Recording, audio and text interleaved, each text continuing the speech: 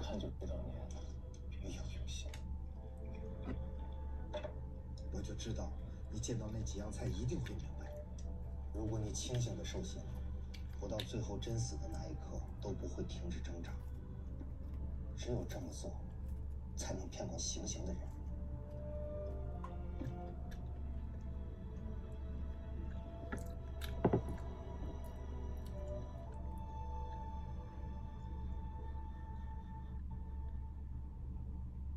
谢谢你。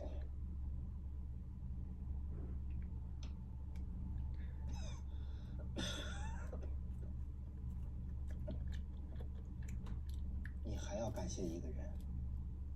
如果不是他在关键时候支走了赵大人，恐怕凶多吉少。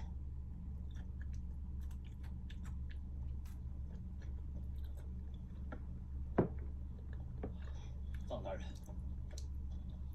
沈大人，王爷不能亲自来见你了，他有话让我转达你。请讲。陛下在出事之前一直在呼唤你的名字，陛下还说你是对的。那王爷现在如何？臧大人不必担心，王爷毕竟是皇上的亲弟弟，赵秉文不敢轻举妄动，此地不宜久留，在下要告辞了。臧大人，保重。保重。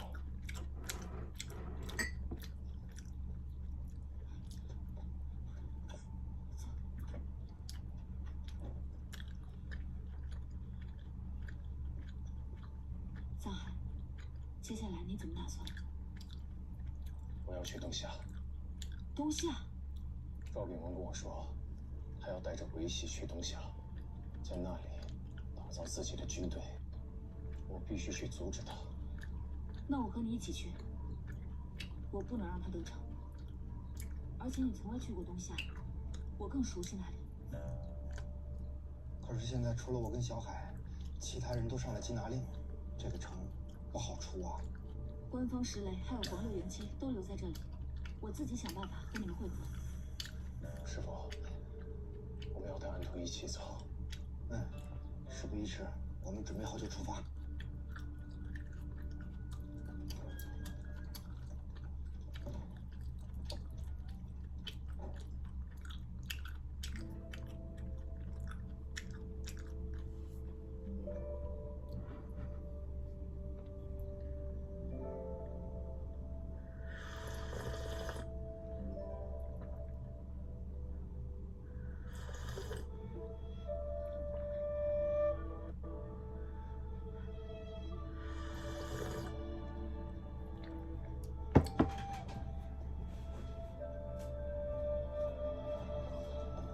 小海，我出了城，马上会把你们带到一个安全的地方。你们搭乘去东。你现在搞明白了吗 ？VIP 都有什么福利呀？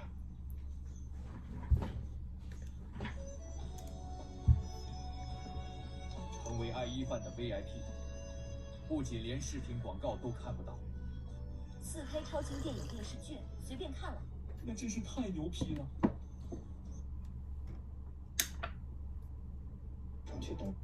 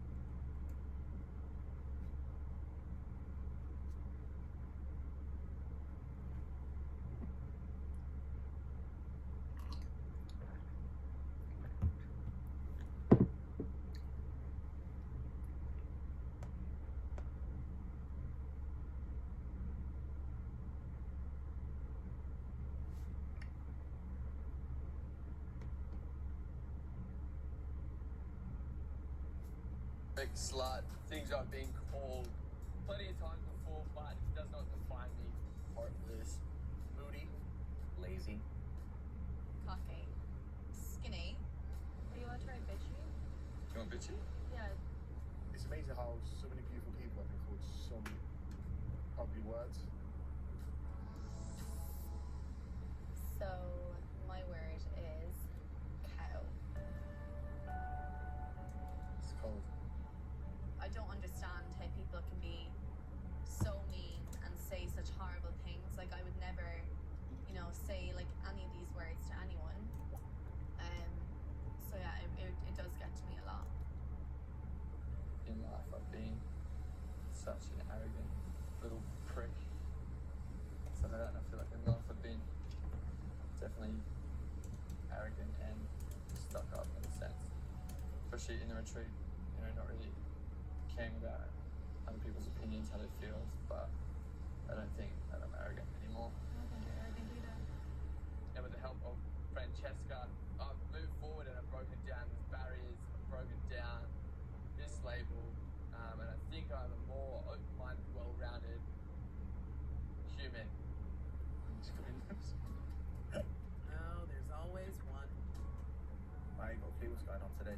I think everyone needs to lighten up a little bit, do you know what I mean? Make that too. Yeah. I'm just like not getting this. It's honestly funny as fuck though. You could lead a horse to water.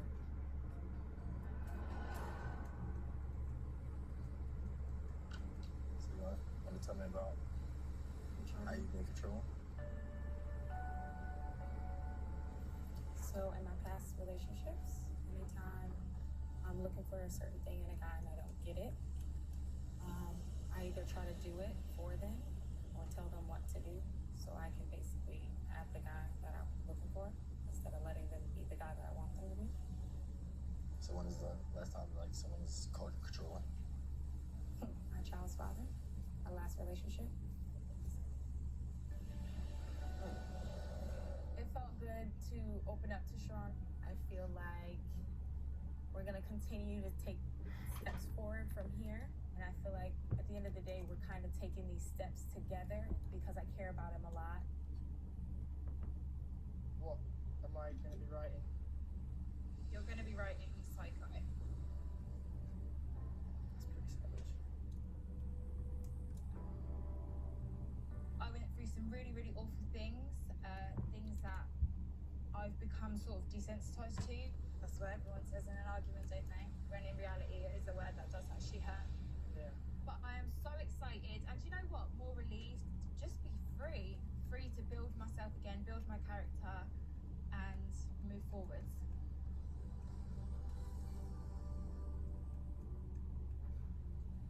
My word's ugly.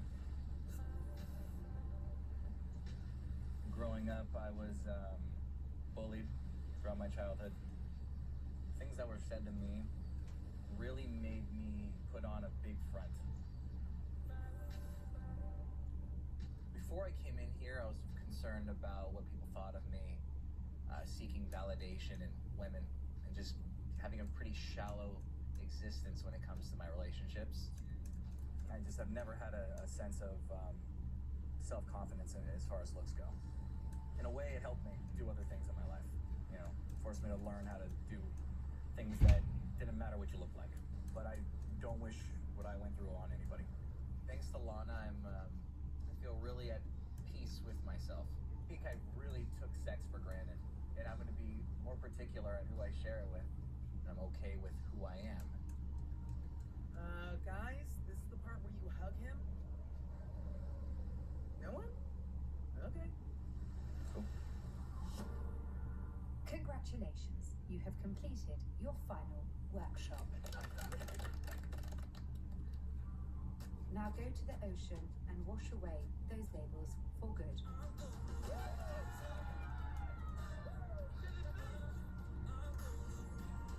I'm ready to cleanse myself, get these labels off me, and become a new man. I am so ready. I just want it all off. I'm never gonna think of these words ever again.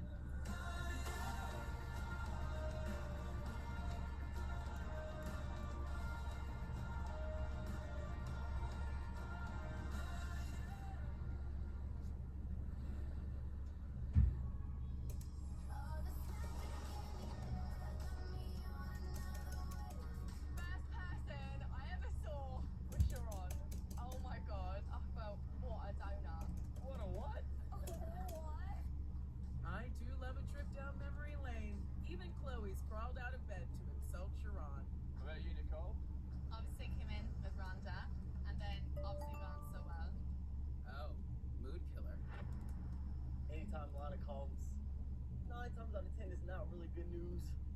I hope no one just went and blew money on something stupid. In 24 hours, I will be allocating the prize fund and announcing a winner. However, I have observed that not all of you have invested in the process equally. Shit. For that reason, the following people will now leave the retreat.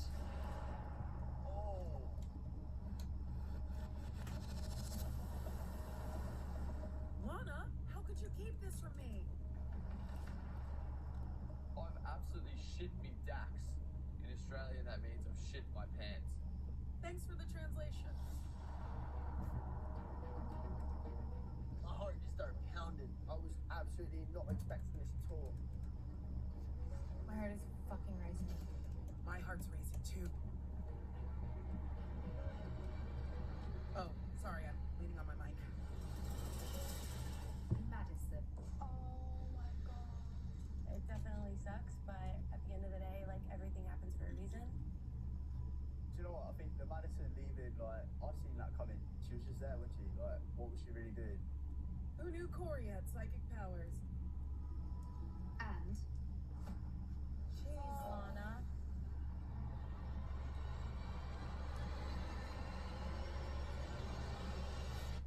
Corey.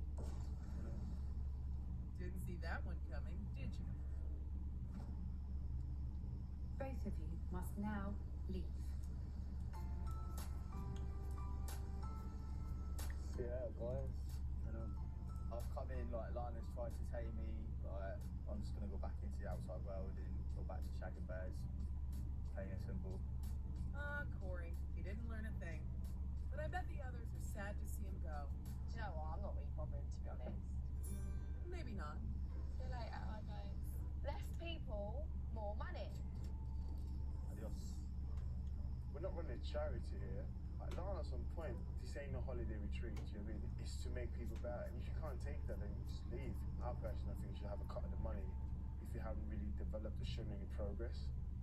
I couldn't have put it better myself, Kels. It's that simple. But remember, just because you're still standing doesn't mean you're gonna win the money.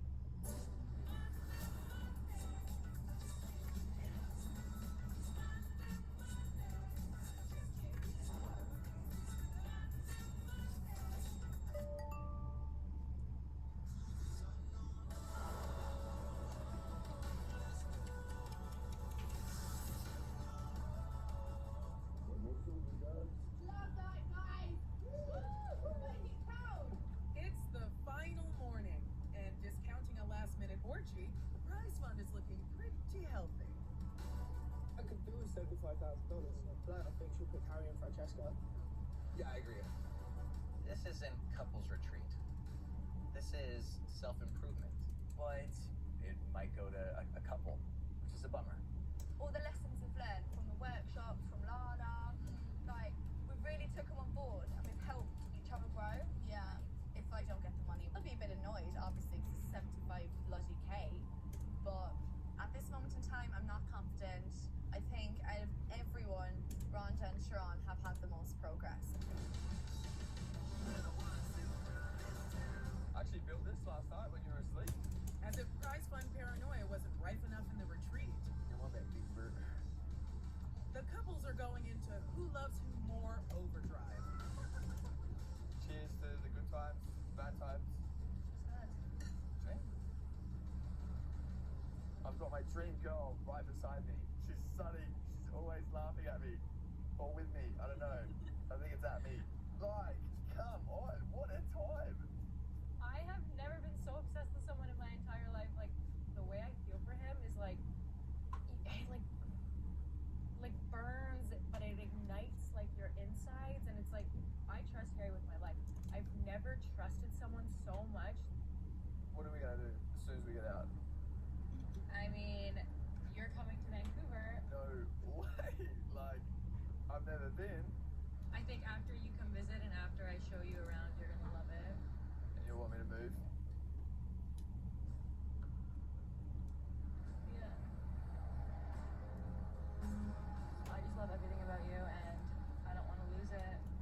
it's not like snowing all the time. No, it only snows like once a year.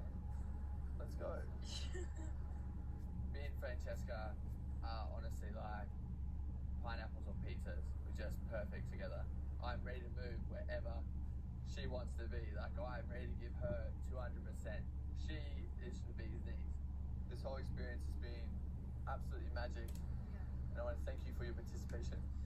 Fuck off. Whoa, an around the world relocation. The commitment competition is on. Hey, single bird. And a nervous Rhonda is planning to introduce her little boy to her little man.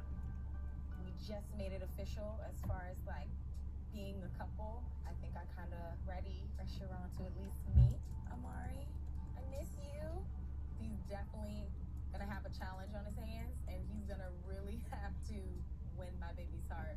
That's like getting past my dad. Like, you gotta get past my son if you want anything to come out of this. I just miss you so much. I wanted to see you.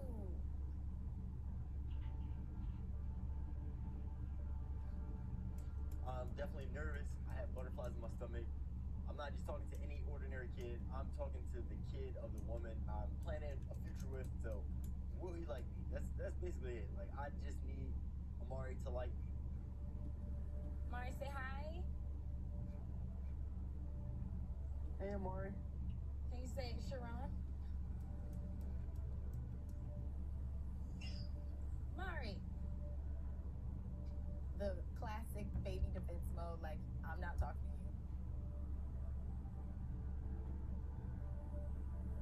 you. Is like, what the hell do you want?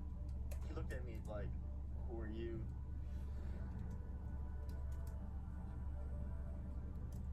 How old are you? Oh, is that two? Oh, good job.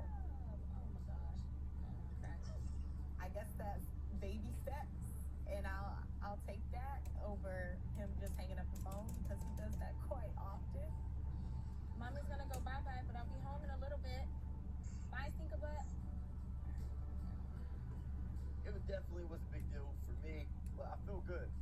I hope that shows her that I'm serious about her. I'm serious about building and about growing to something special. That's like the total package, you know what I mean? Like, I come with that, and as long as you're willing to kind of accept me and that, like, my child, like, we should be good. He gonna see me around, and he gonna get used to me. Just when you think you've got a winner, someone busts out a baby. This one is going to the wire.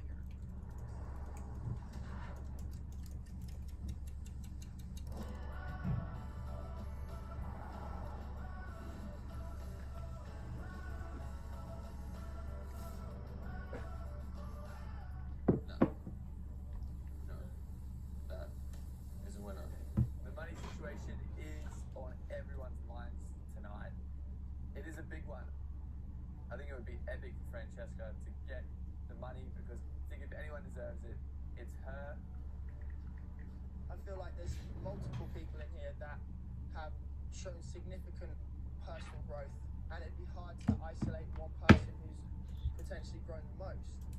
Tails has developed the most since I've got here, but then again, I have no idea, so I don't want to think about it. Well, this is the moment. This is it. Hello. Would you all make your way to the Palapa for the final time?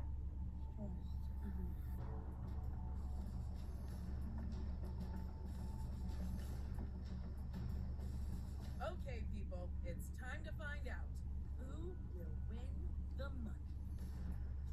Big night. Wow. What a moment. No one really knows what's going to happen, and it's just, yeah, a bit of nervous energy, bit of a uncertain vibe. Who's nervous? Me? I'm shitting myself. At this point, it's like, it's done. So whatever's about to happen is out of our hands.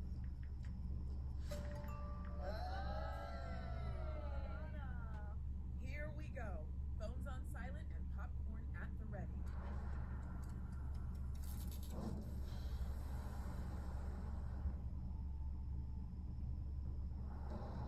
It's time to announce the winner and allocate the $75,000 prize. Ooh, getting down to business. I like it.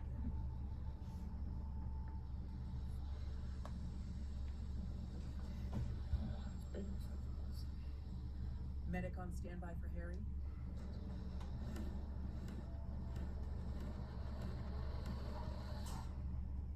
You trying to make me shit myself in front of everyone?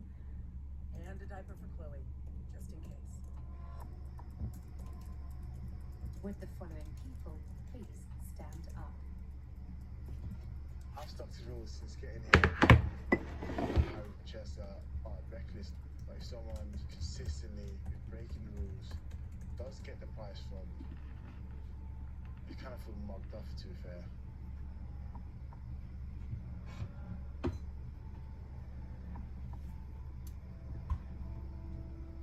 Francesca.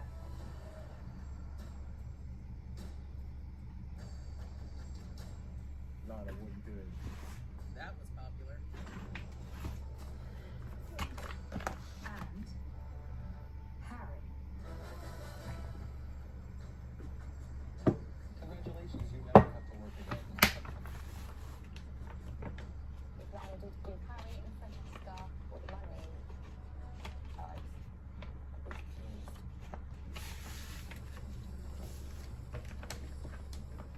It's a couple of bullshit. Harry and Francesca, I don't feel they're on the same level as me and Sharon. That's true. You're standing up. Or you're sitting down.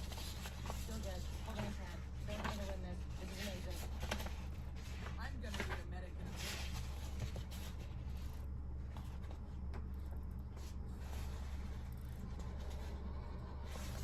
Sharon. Wait, what? Okay. Thank you for everything, Lana. I love you. And Rhonda. I'm about to faint up here. My legs are getting weak. My palms are sweaty. You four have shown great strength and growth by forming emotional connections. So it looks like we have a couple off. May the best pair win. What's gonna happen? What's gonna happen? Are we gonna have to like battle? Are we gonna have to duel? Are we gonna fight it out? And we need to make sure that these particles and pathogens don't end up down in our alveoli because they have the potential to damage the gas exchange surfaces. The first line of defense to protect our gas exchange surfaces from particles and pathogens are found within the upper respiratory system. So the nose and the nasal cavity in particular help to filter the incoming air. So they trap any particles and pathogens that are in the incoming air. And those particles and pathogens are trapped within the hairs that line our nasal passage and also in the mucus that lines the surfaces within the nasal cavity. These structures not only help to filter the incoming air, but they also and pathogens that occurs between water molecules, or this bonding that occurs between water molecules, and creates a barrier at the water surface. And this barrier helps to prevent lightweight objects from breaking through the top layer of water. It prevents, for example, an insect, Ebola. However, having the surfactant particles and pathogens are found within the upper respiratory system.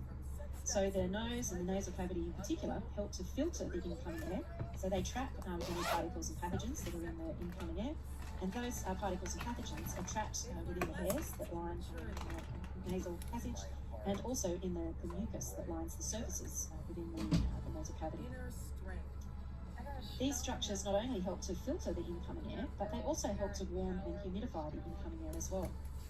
The inside the alveoli is a very moist environment, and it's important that the air that is travelling down to the alveoli isn't too dry, because if the air that we breathe in is too dry, then it could dry out the surfaces within the alveoli, and if they dry out, this could damage those gas exchange surfaces. So by having mucus inside our nasal cavity, it also helps to humidify the air that's travelling down to the alveoli.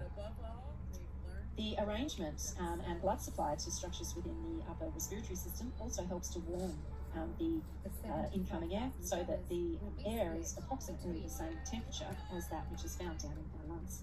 Again, that helps to protect the alveoli and the gas exchange surfaces. Now, if the particles and pathogens happen to make it past that first line of defence within our nasal cavity, then we've got a second line of defence to try to prevent. Well, it's been the best time I've ever had. I'm such an ugly cart. Cheers to being $7,500 richer. When I get home, definitely excited to share this new journey with all my friends because back at home they're top shaggers, so I think it's a lot that they can learn from. You're on school for top shaggers? I'd certainly pay a visit.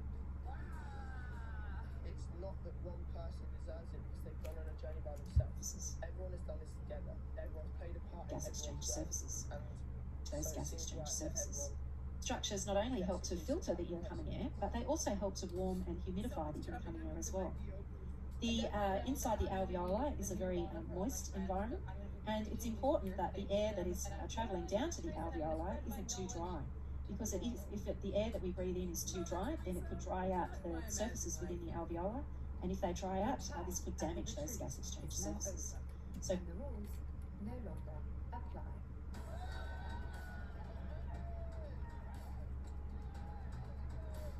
Thank you, Lana. Thank you for showing me your ways. Thank you for showing me how to treat a woman. I'm just so thankful for the whole experience.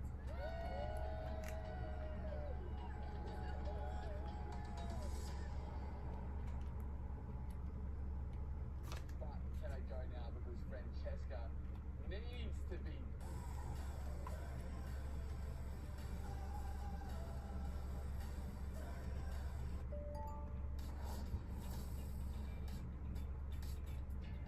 Welcome to the show that does for too hot to handle what Harry and Francesca do to a prize fund. Shamelessly suck and try with no concern for anybody else's feelings.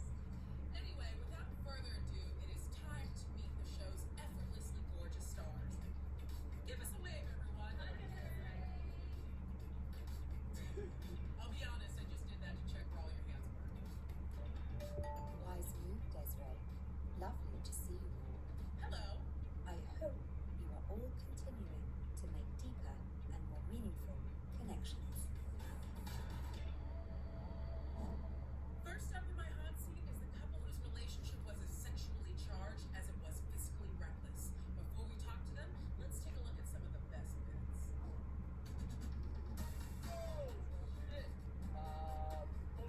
Francesca's probably the most gorgeous girl I've ever laid eyes on. How would you think anal is? You guys, You kissed me, I didn't kiss you. such a shitty piece of shit. If I wasn't so horny, this would be so much easier. This street is a fucking roller coaster. If you're upset, no matter what about, tell me.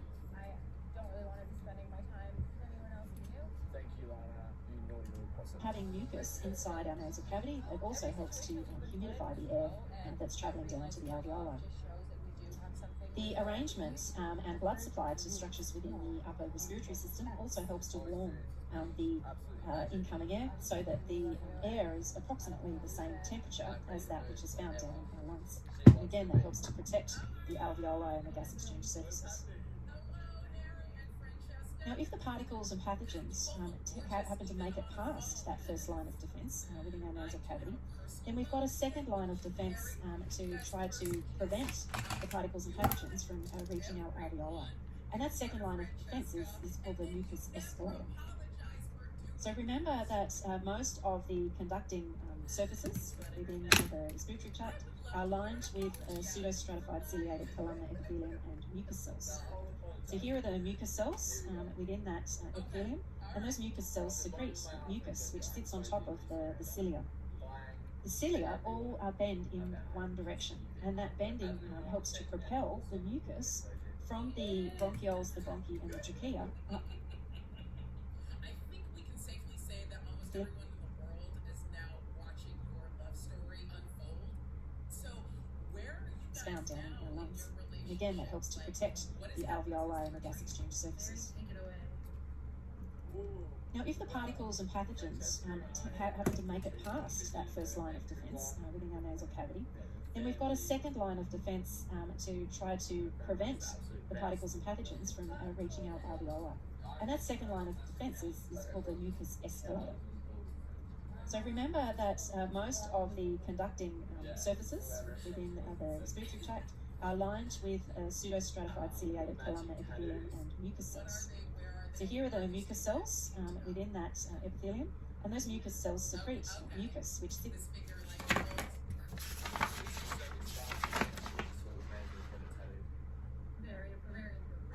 That's amazing. That's really good. I'm kind of in love with this.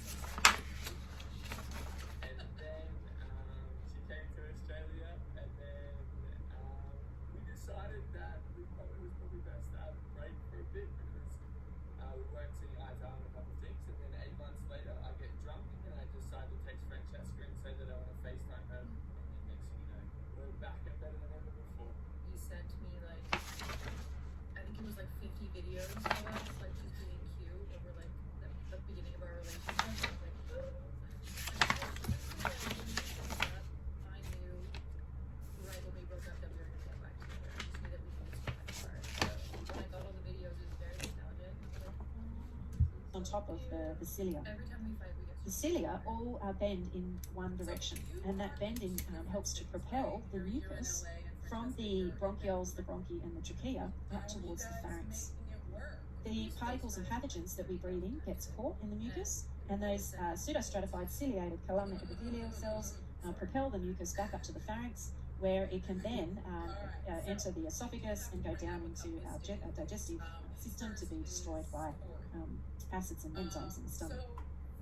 Alternatively, that mucus can exit the body either through mouth.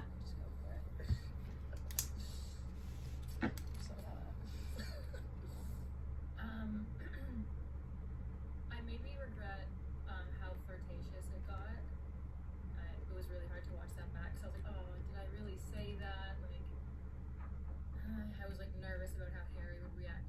Like, I'm not gonna sit here and be like, I was really excited to watch that bit. That was actually my highlight. But I was more than proud of it after, like, once I watched it. All right, we'll move quickly on from Corey to Kells. I love when you smile. I love it. Like, just lights up my life, I think, every time you smile. I'm just like, Francesca, can I just ask you, was that a jealousy play? Was there a genuine attraction? I was definitely just looking in another direction. Honestly, I was just filling the void that was Harry. I was kind of hoping like maybe it'll make him jealous. That's not exactly why I did it.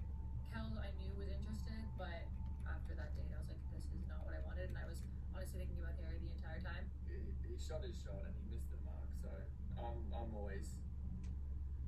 Big Puppy Chulo just came in and stole the queen, so let's go.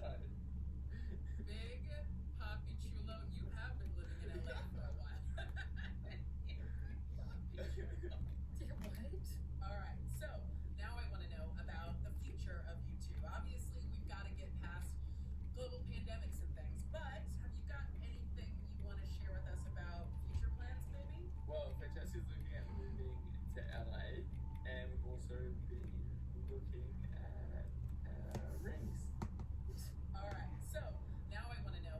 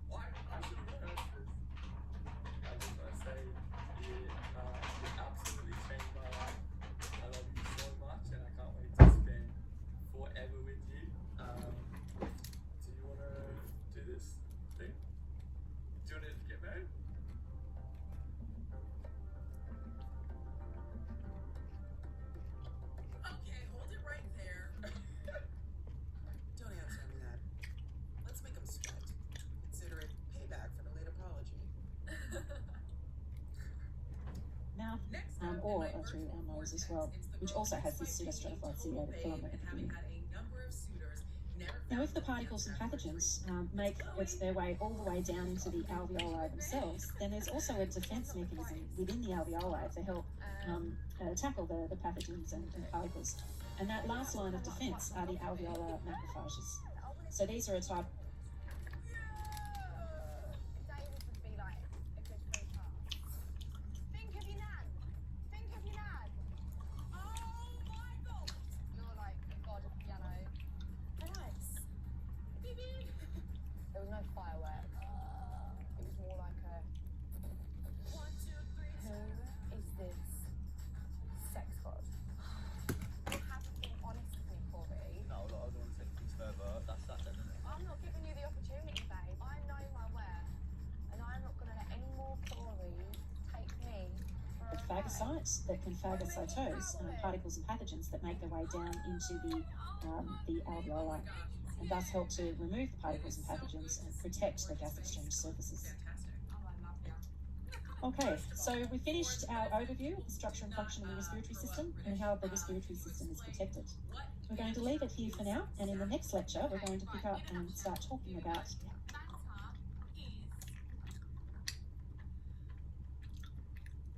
Like harsh jokes. It's like, say I've got a ball and Hi everybody, welcome to the second lecture on the respiratory you've got to system. catch it, Desiree, because I'm going to chuck it right at you. In this lecture we're going to start talking about gas exchange. We're going to primarily focus on pulmonary ventilation. This term gas exchange describes the exchange of gases between the air and the blood, and this occurs in the alveoli via diffusion. Now the alveoli are well suited to gas exchange because they have a very large surface area and a short distance between the air in the alveoli and the blood in the capillaries. So there's a short distance for diffusion to occur. Now the key gases that we're talking about in terms of gas exchange are oxygen and carbon dioxide. And there are also some key terms that we need to be familiar with. The first key term is this one, external respiration. This term, external respiration, describes the exchange of oxygen and carbon dioxide between the air and the interstitial fluid within our body. Oxygen moves from the air in our alveoli into the blood in the alveolar capillaries. The oxygen then moves from the blood into the interstitial fluid. Carbon dioxide moves from the interstitial fluid into the blood, and then from the blood in the capillaries, oxygen and carbon dioxide. And there are also some key terms that we need to be familiar with. The first key term is this one, external respiration. This term, external respiration, describes the exchange of oxygen and carbon dioxide between the air and the interstitial fluid within our body. Corey, not so young. Who is this sex god? It's like Lana was listening to me. She got me a geezer, and then it was like, oh, hang on a minute. I'm getting some off vibes. Is Corey the chocolate bar that I'm not meant to eat? You allergic to nuts? Oxygen moves from the air in our alveoli into the blood in the alveolar capillaries. The oxygen then moves from the blood into the interstitial fluid. Carbon dioxide moves from the interstitial fluid into the blood, and then from the blood in the capillaries into the air in the alveoli. And then from the air in the alveoli, the carbon dioxide is exhaled. Thanks, Corey. You twat. Watching it back, I'm like, oh wow. I've definitely done the right thing, putting Corey in his place. Now, what has it been like just in the past couple of weeks since the show launched?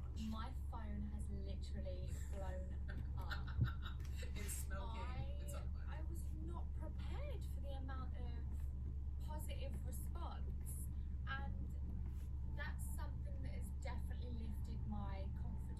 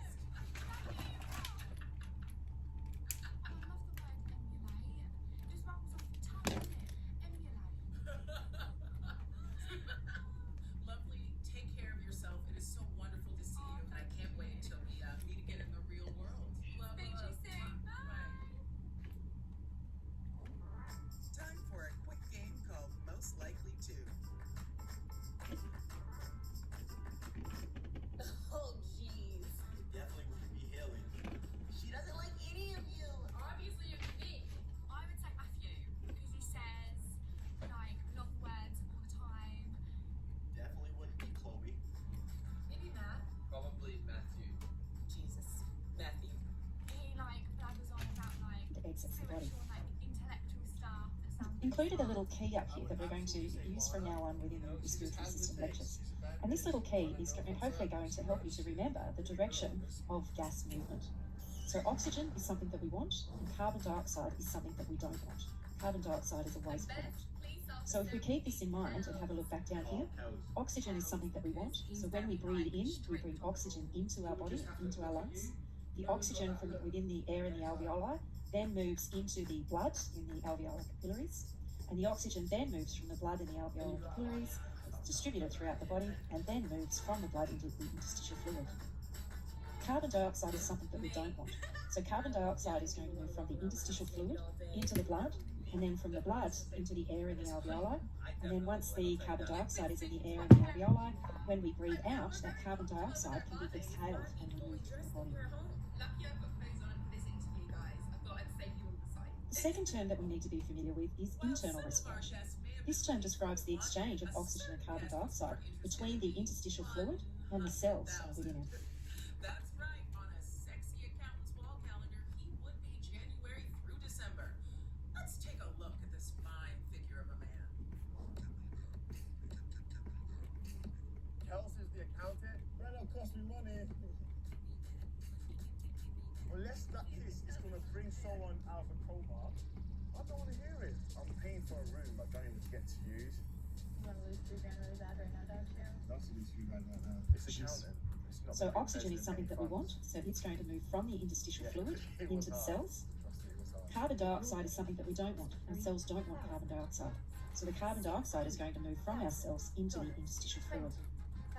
Now let's put these two stories together in terms of external respiration and internal respiration. When we breathe in, we're wanting to bring oxygen into our lungs. That oxygen moves from the air in the alveoli into the blood in the alveolar capillaries. From the blood, the oxygen then moves into the interstitial fluid, and from the interstitial fluid then into the cells, because oxygen is something that our cells want. Carbon dioxide is something that we don't want. Our cells don't want carbon dioxide. So carbon dioxide moves from the cells into the interstitial fluid, and then from the interstitial fluid into the blood, and then from the blood into the air in the alveoli. And once it's in the air in the alveoli, we can exhale to remove that carbon dioxide from the body. The last key term that we need to be familiar with is this one, cellular respiration. Cellular respiration describes the pathways that are responsible for oxygen consumption by mitochondria within a cell. So when resist, Kels, do it. If not, my friends are not going to rate me. So, you were able to walk away from Francesca in the hot tub, but then you walked into the shower and she followed you. So, what was going through your head then? I was so close to blowing the rest of the budget. It was hard. It was very hard.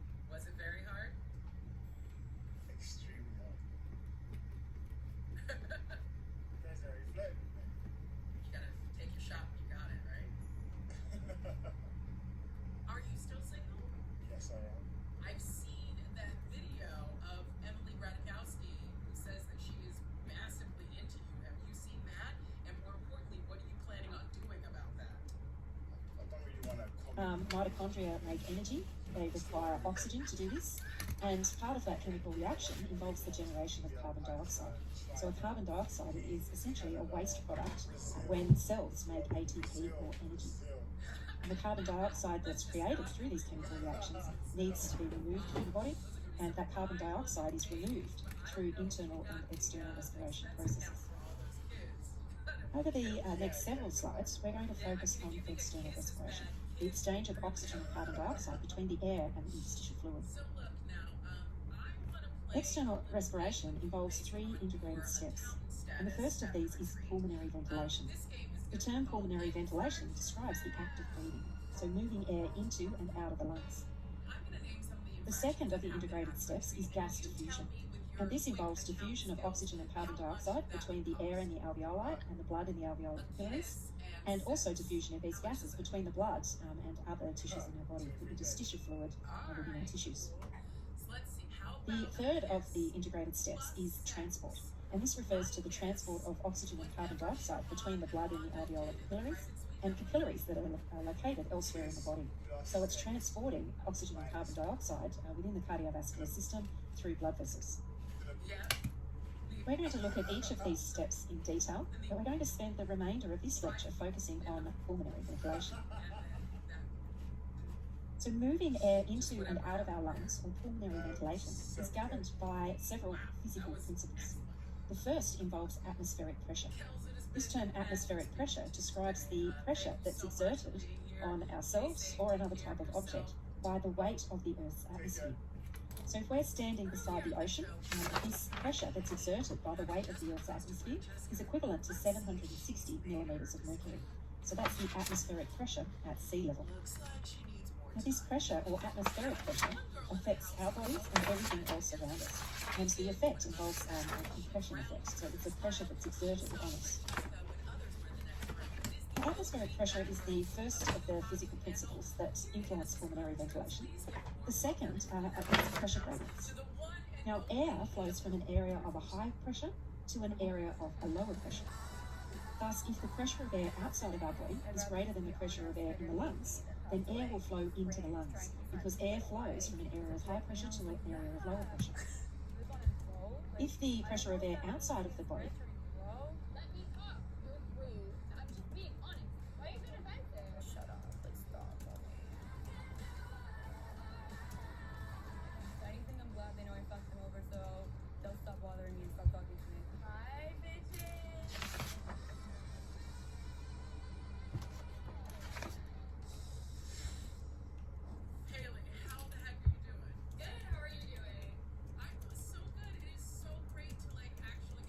Talk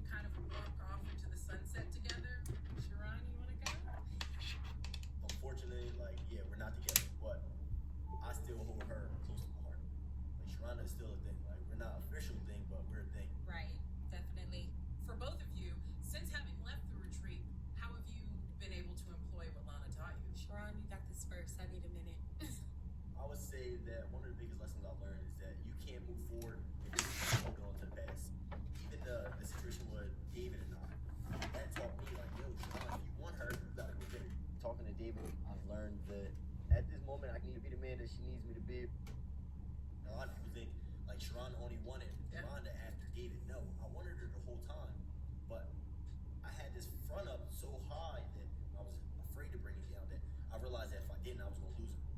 Sometimes you block your own blessings by being afraid. Like you'll block a lot of great blessings. I also learned that showing emotion doesn't make you weak. You can still cry and still be a man. You can still show emotion and still be a man. Yeah, no, absolutely. What about you, Rhonda? I would have to say being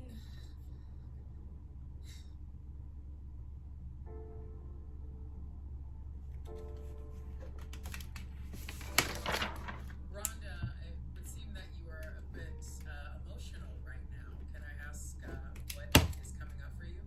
Like a lot of people have been telling me, like you showed exactly who you were. So it's like the love that people are giving me. It's like I've always been this person, you know. And so watching the show back just kind of brought up all the connections that I had with everybody, you know, especially Sharon. And the experience with me and Sharon is like an amazing one. So it's like no one will ever take that, you know, away from us, whether we're, you know, together or not.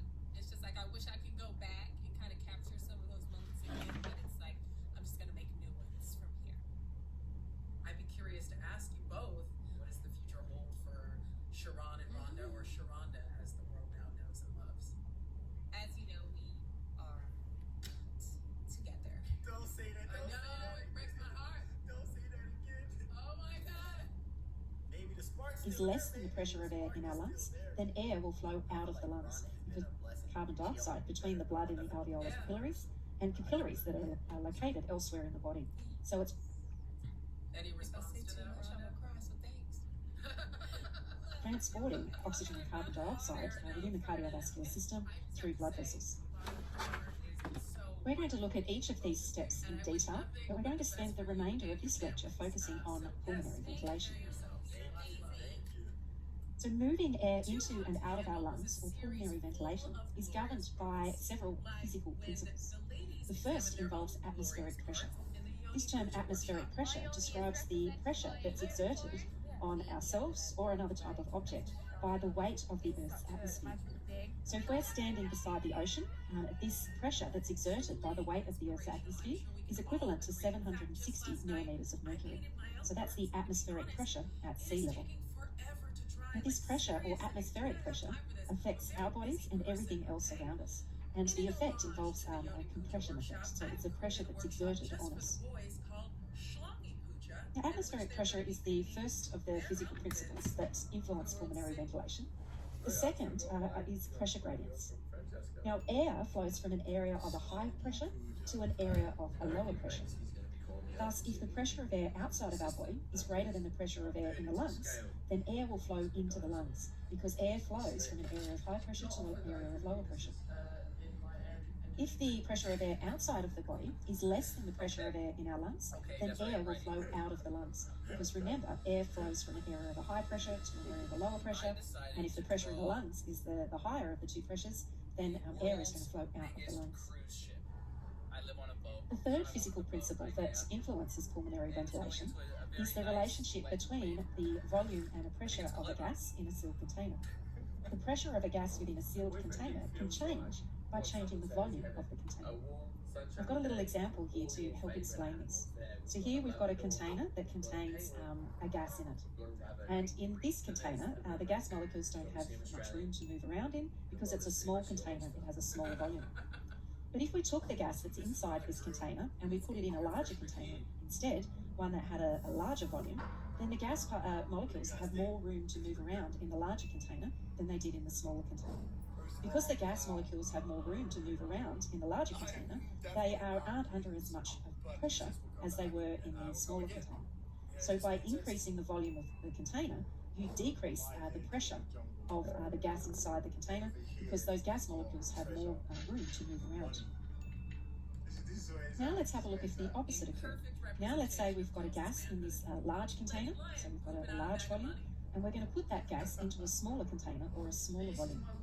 When we take the gas and put it into a smaller volume, it increases the pressure of the gas inside the container, because we've gone from a container where the gas molecules have lots of room to move around to a container where the gas molecules have less room to move around. And if they have less room to move around, then it means the pressure of that gas is going to be higher. So there's an inverse relationship between the volume of the container and the pressure of gas inside the container. If you increase the volume, you get a decrease in the pressure. If you decrease the volume of the container, then you get an increase in the pressure. Now you're probably wondering why this is important. Well, it's important because if you increase the volume of your lungs, the lung volume, then this will decrease the pressure of the air that's inside your lungs. And remember that air flows from an area of higher pressure to an area of lower pressure. Thus, air will flow into your lungs if you increase your lung volume. Now let's say we're going to decrease our lung volume, so make the volume of the lungs smaller. If you decrease the lung volume, then this increases the air pressure within the lungs. And remember, air flows from an area of higher pressure to an area of lower pressure. Thus, air will flow out of the lungs if you do this. Now, this relationship between the volume and pressure of a gas that we've been talking about here is called Boyle's law. So now we've established that changing lung volume is important because it helps to determine whether air is flowing into or out of our lungs because of that relationship between volume and pressure. But how do we change lung volume? And the way that we do that is by moving the diaphragm and the rib cage. So down here is a diagram that shows the diaphragm, this respiratory muscle here, that sits just below the lungs, and the rib cage, which would be around the lungs. At rest, when no breathing is occurring, the pressure inside the thoracic cavity, or inside the lungs, is equal to the pressure of the air that's outside of our body, or the atmospheric pressure. And when the two pressures are equal to one another, there's no movement of air that occurs. Now let's have a look at what happens if we move the diaphragm and the rib cage. If we move the diaphragm down through contracting the diaphragm, and we move the rib cage through contraction of the respiratory muscles, then what this does is it increases the volume of the thoracic cavity in the lungs. So here, our container is larger than what it was at rest. If we increase the volume of the thoracic cavity in the lungs, then this leads to a decrease in the pressure inside the thoracic cavity in the lungs. And if we decrease the pressure within the thoracic cavity and lungs, the pressure inside the thoracic cavity and lungs becomes less than the pressure of air outside of our body, and thus air will flow from outside of our body into our lungs. And this is how we breathe in. We inhale air. Now let's have a look at what happens when we relax the diaphragm muscle. So the diaphragm muscle had to contract to increase the volume of the thoracic cavity in the lungs. But when we relax our diaphragm and we relax the inspiratory muscles, the thoracic cavity in the lungs decrease in their volume. If we get a decrease in volume, then this increases the pressure in the thoracic cavity in the lungs. And if we increase the pressure in the thoracic cavity and lungs, it means that the pressure inside the thoracic cavity and lungs is greater than the pressure that's outside of our body. Thus, air will flow from the lungs out of our body, and this is how we exhale or breathe out. Now let's have a look at the actual muscles that enable us to change the volume of the thoracic cavity in the lungs. And the muscles that enable us to do this are collectively referred to as respiratory muscles. There are two types of, or categories of respiratory muscles. The first category are the primary respiratory muscles. And the primary respiratory muscles are the diaphragm and the external intercostal muscles. The other category of respiratory muscles are called accessory muscles, and these include muscles that are up in the neck and in the thoracic wall and in the abdominal wall as well. Now, the contribution of these respiratory muscles to changing the volume of the thoracic cavity in the lungs depends on the type of breathing that you're performing. So if we're doing quiet breathing, so just breathing like you would be listening to this lecture, then inhaling involves muscle contraction. So muscles must contract for you to be able to draw air into your lungs, for you to be able to increase the volume of the thoracic cavity in your lungs, and thus for air to flow into your lungs. So breathing in, or inhalation, is an active process because it involves muscle contraction. Now, breathing out, or exhalation, is a passive process. It doesn't require any muscle contraction.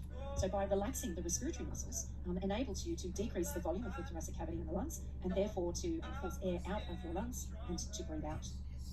So this is what happens during quiet breathing. Forced breathing involves muscle contraction for both inhalation and exhalation. So breathing in and out during forced breathing involves muscle contraction, and thus both inhalation and exhalation are active processes for forced breathing. Now let's have a look at which muscles are involved in inhalation and exhalation. And we're going to start with the muscles of inhalation, or muscles that enable you to breathe in. Now, the primary muscles of inhalation are the diaphragm, which sits just underneath the lungs, and the external intercostal muscles, which sit between the ribs. Of these two muscles, it's the diaphragm that does most of the work.